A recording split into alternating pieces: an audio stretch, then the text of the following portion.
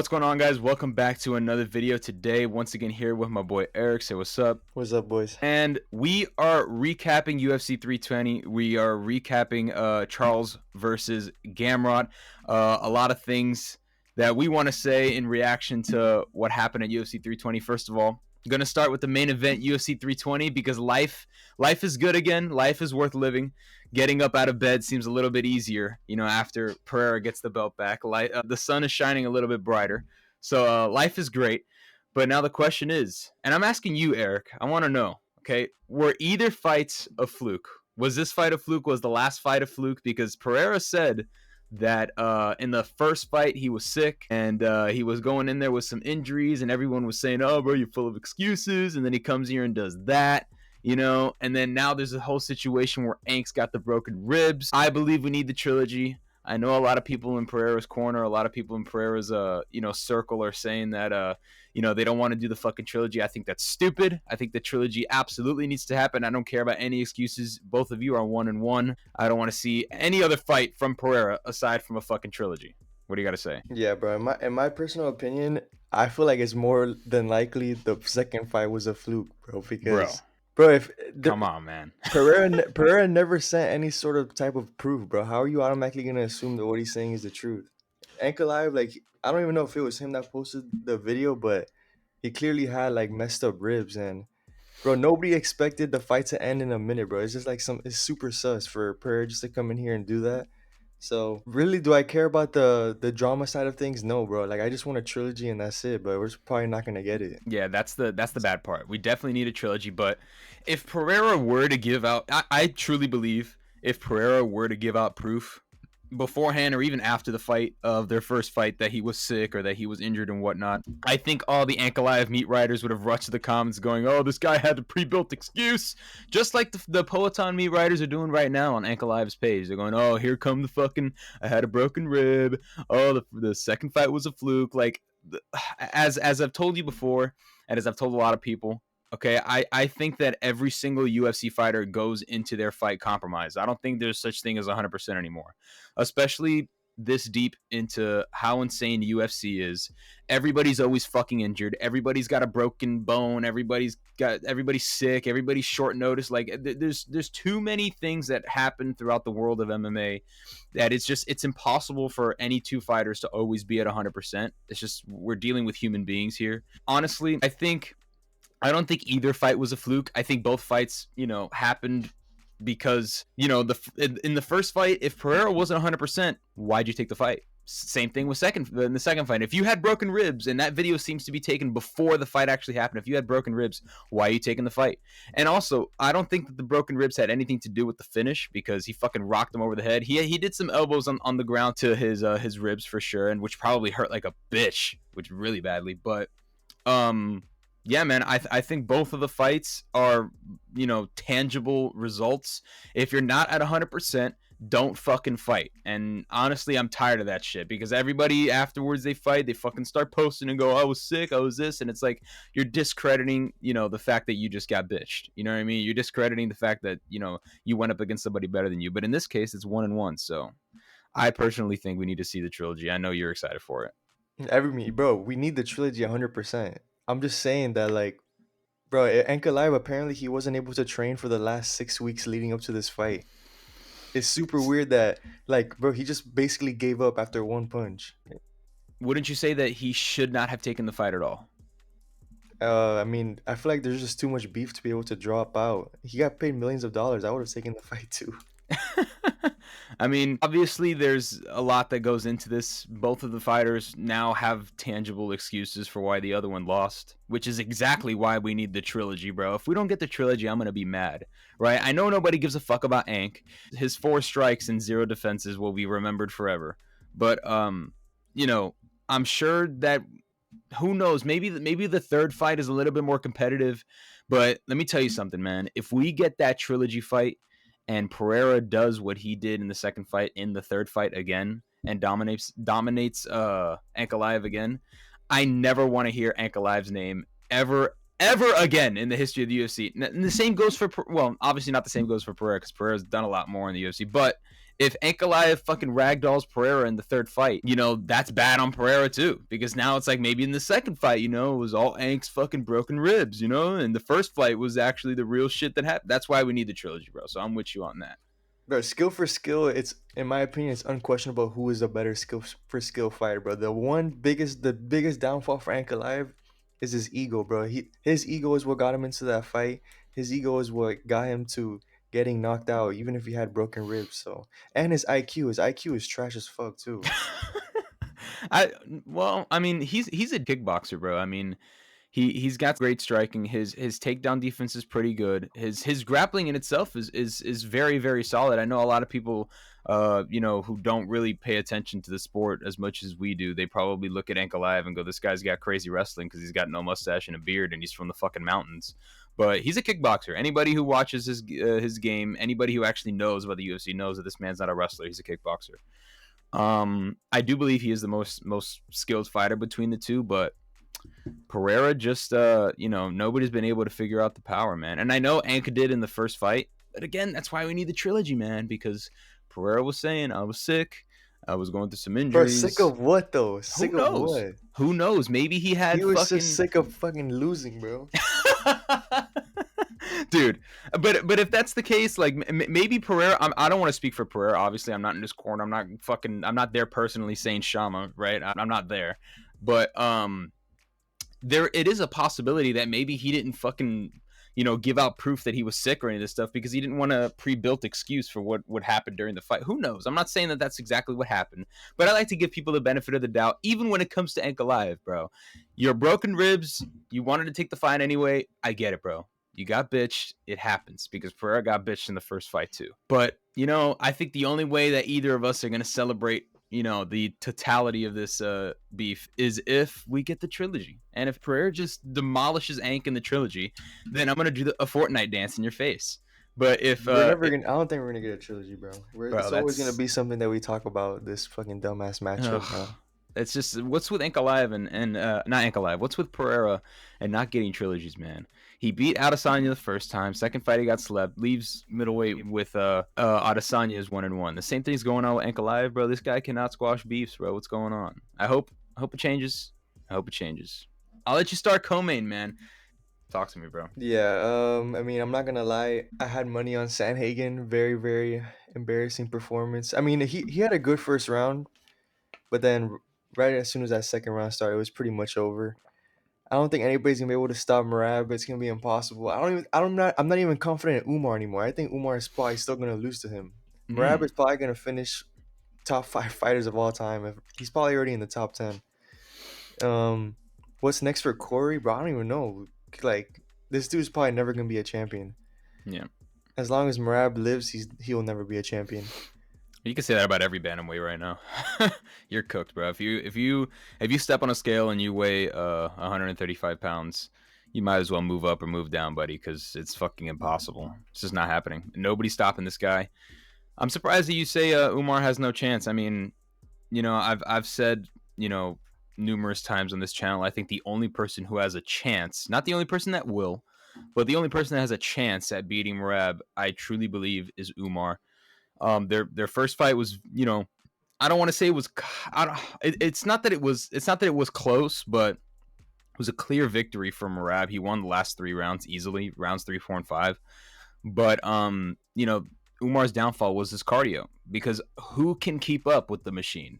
Seriously, it's fucking ridiculous. This guy finishes fights. He looks like he can go 10 rounds more.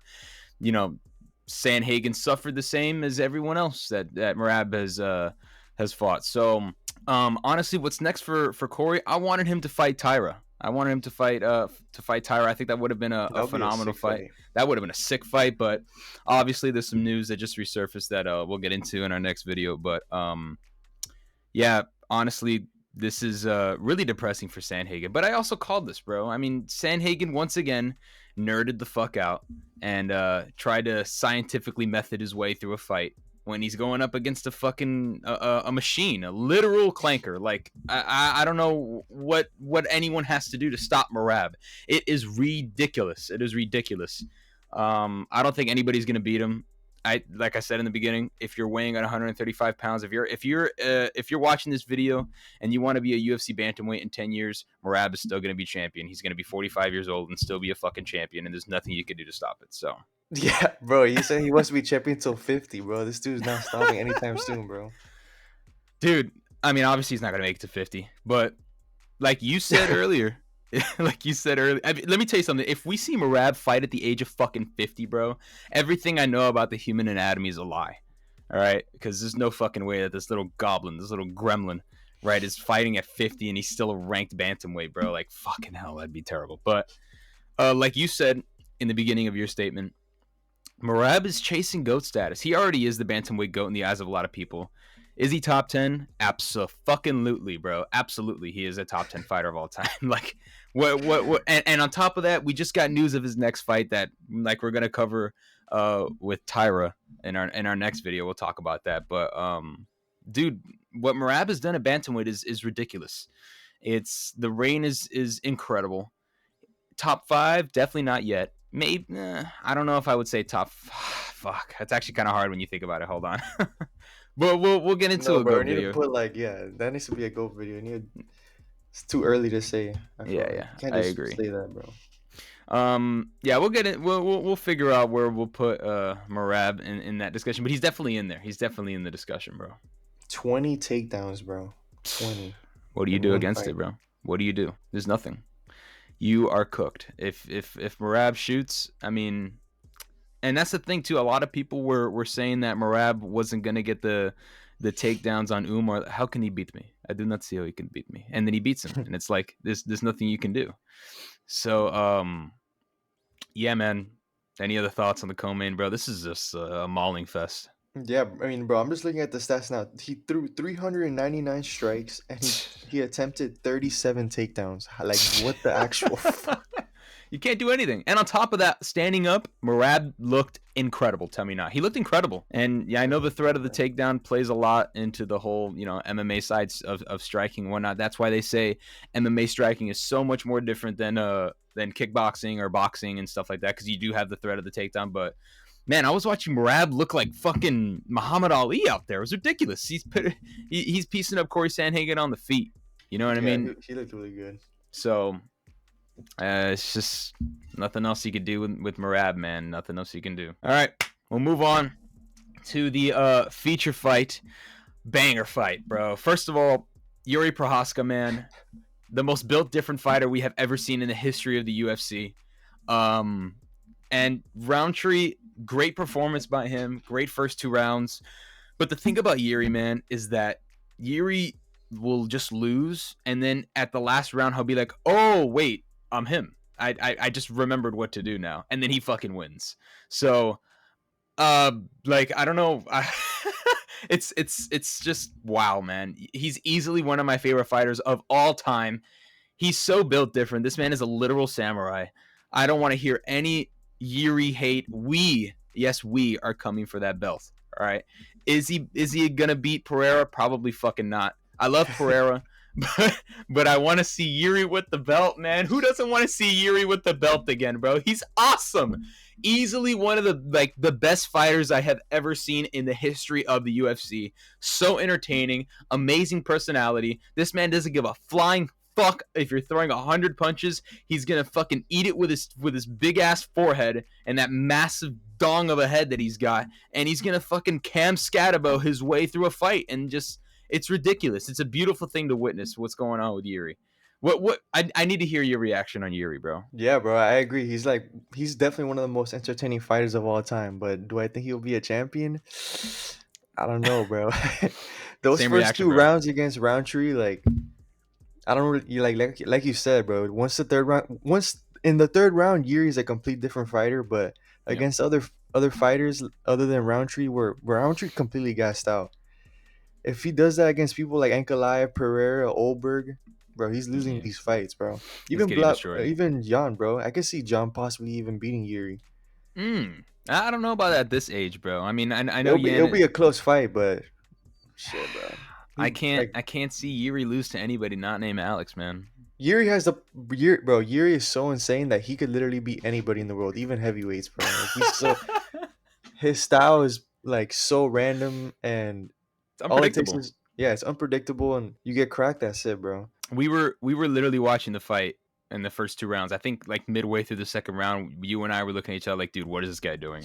Like he wants to lose, and then he just looks at his hands and goes, "Oh wait, I'm Yuri Prohaska. Like I got this in the bag. I'm gonna be fine." And then he just fucking sleeps out Runetree. But props to you to Runetree, man.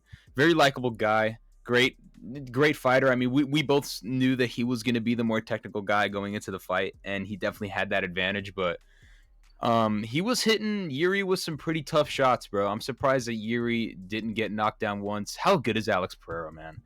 I mean, like seriously.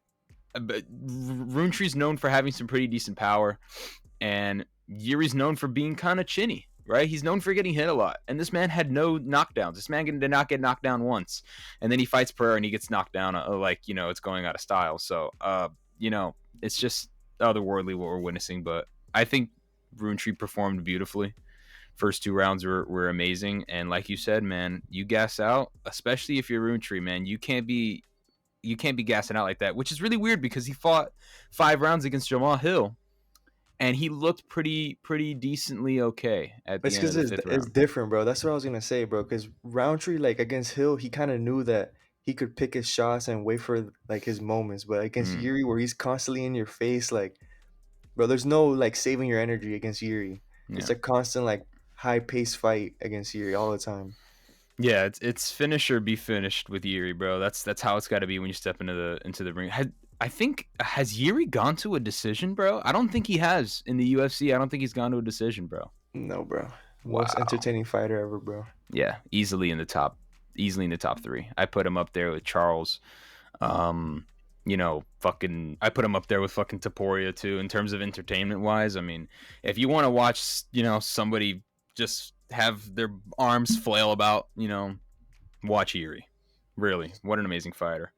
But what do we do with Roundtree? I know there's a couple matchups, but No, I you think know, he needs to take a break, bro. He took a yeah, fucking beating, and I don't know, man. Just wait for his chance against to fight someone ranked higher if possible. yeah, I agree. I agree. All right. And then, of course, the greatest news to have ever surfaced in the history of MMA. Charles Oliveira is back. Eric, I'm gonna let you take it away, bro. Yeah, bro. Beautiful performance. Well, actually, I don't know about beautiful because he did like, Whoa. bro, his guard is terrifying, bro. Like, even against Gamrot, I was kind of worried at moments, but yeah, it was a beautiful performance. Other than that, because he was able to get his back, choke him out in the second round, and he made it look pretty easy, bro. Oliveira at negative 110, or some people even got him at plus money, bro. Like that shit was a lock, bro. Gamrot is trash compared to Oliveira. Yeah, bro. Amazing Uh, performance for Charles, bro. I'm happy for him. yeah. I mean, you saw my reaction, bro. Jumping for joy, having the fucking time of my life. The oxygen in Earth, feels a little bit different when you inhale it when Pereira and Charles are in the win column. You know what I mean? Life is just better. I don't know how to explain it. It's just a mystical type of feeling. But Charles, man, dude, what did we say? Going into the fight, we were saying if Charles gives up bottom, it's gonna be a sad day at the office for Charles, bro. And I was saying, a lot of people were questioning his chin and whatnot, and I was saying, and you were also saying, well, I mean, we were both talking about bottom position because Charles suffers that fate when he goes up against wrestlers, man. He loves to give up bottom position. He likes to wrap the legs on the hips and just, he just loves to give it up and says, "All right, it's fine. We'll go to the next round and I'll try to do something else." And then they take him down, and Charles goes on the back, and then it's like, "All right, well then we'll go in the next round," and then he loses a decision, and it happens. We've seen it happen with Sarukian. We've seen him get neutralized by Islam when it comes to wrestling. When someone's not scared to go to the ground with Charles, fumbles. But Gamrot wasn't scared to go to the ground with him, and Charles did not fumble. There's no fumbling here. This man is not Derrick Henry, all right? Charles Oliveira capitalized on his jiu-jitsu. He knew he was better. He picked up Gamrot, took him down, which is something I did not think was going to happen. I thought that if anyone was going to initiate the takedowns, it was only going to be Gamrot, and Yeah. that Oliveira wanted to keep this fight on the feet. And even on the feet, like you said, bro, Oliveira's guard, man. What the fuck are you doing, bro? This guy's trying to give me a heart attack. I don't know. Like this man has both of his arms in front of his fucking face, right? And I get it, you're trying to block the jab, but I'd rather get jabbed than get fucking hooked in the chin, my brother. Fucking put your arms to the side of your ear or something, do something. But I'm happy as a clam. Gamrot is a decent fucking fighter. Okay, he's a pretty decent fighter. I don't think his ranking really explains how good he is as a fighter. He has a win against Arman. Robbery, true, but his ratio of wins to losses is very good. I don't think his number 8 ranking really speaks to how good Gamrot really is, and I think that he's just had some pretty unfavorable matchups lately. Dan Hooker, losing to Dan Hooker. I think he had a win after Dan Hooker that against a fucking nobody. But then, you move up short notice to fight Charles. Can't really get penalized for that, bro. Charles is one of the greatest lightweights to ever exist. Skill for skill is just all around better than Gamrot. So I don't really give him a knock for trying to go in there and put Charles away. But I don't think we should be saying Gamrot's trash. He's all right. He's a pretty decent fucking fighter. Because if we're saying Gamrot's trash, then this win means nothing, and it means something to me, man. It means something to me. All right. Yeah, now Gamrot is not complete trash. This was a complete like stylistic like mismatch, bro. Nightmare. Completely, Yeah. bro. Like what was Gamrot gonna do? He was gonna sub Charles? Hell no. What was he gonna do? Knock him out, bro? Gamrot doesn't knock out anybody. And then Yeah. what? He was gonna survive 5 rounds against a super dangerous fighter, till all the way to the decision. Hell no, bro. Like Charles was. This is a lock, bro. I wish I put more money on Charles. Yeah, and Charles was an underdog, right? But he was a minus underdog. Yeah, I mean, like majority of the week leading up to the fight, he was the underdog. But then it was like a pick 'em, like when the fight started. People started waking up and going, "Yo, there's no way." I think Charles has a positive record, like a crazy positive record being an underdog in this game. I'm happy as hell that Charles got it done.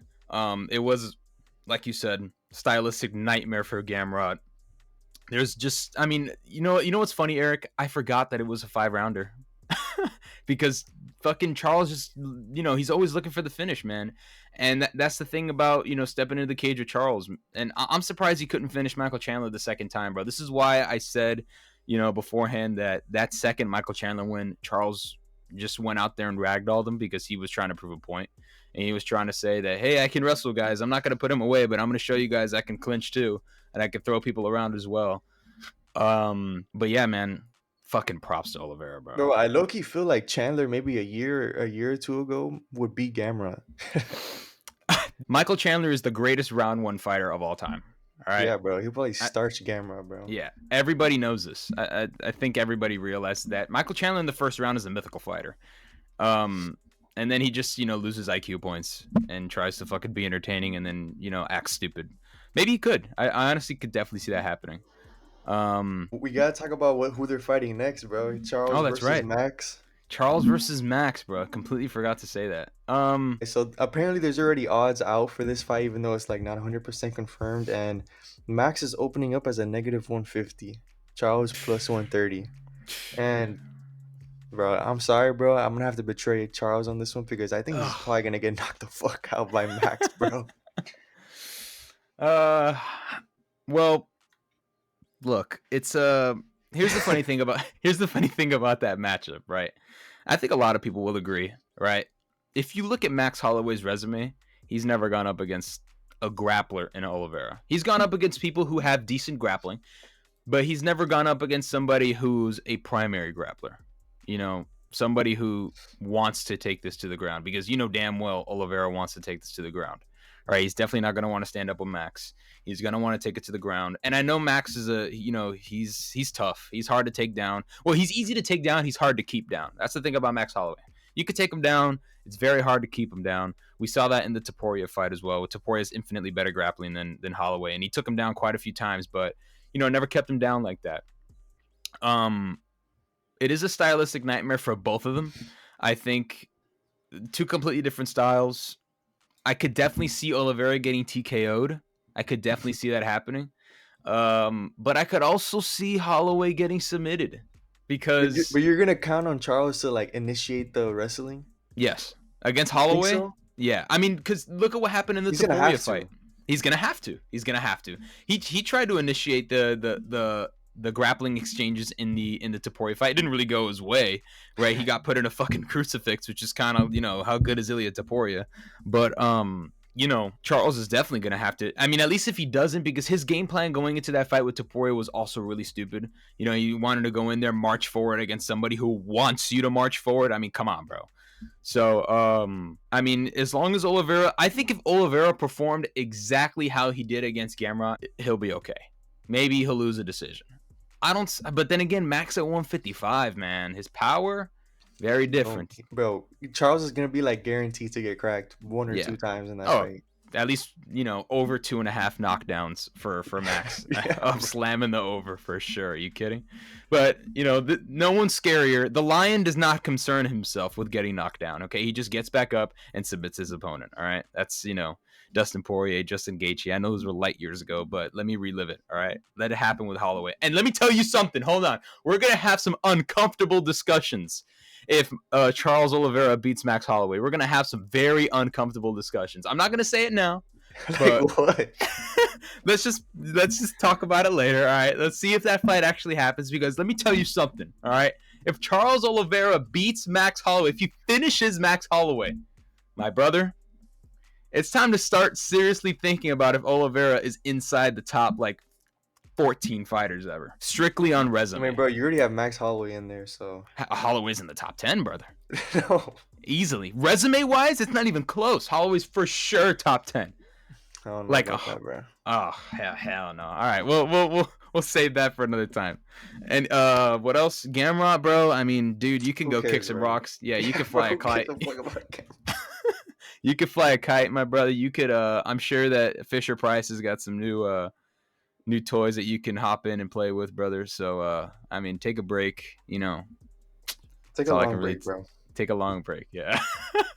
Anyway, thank you guys for watching 320 and Charles Gamrot recap. We will see you guys in our next video coming out super soon. So stay tuned. We'll see you guys later. Dial everybody.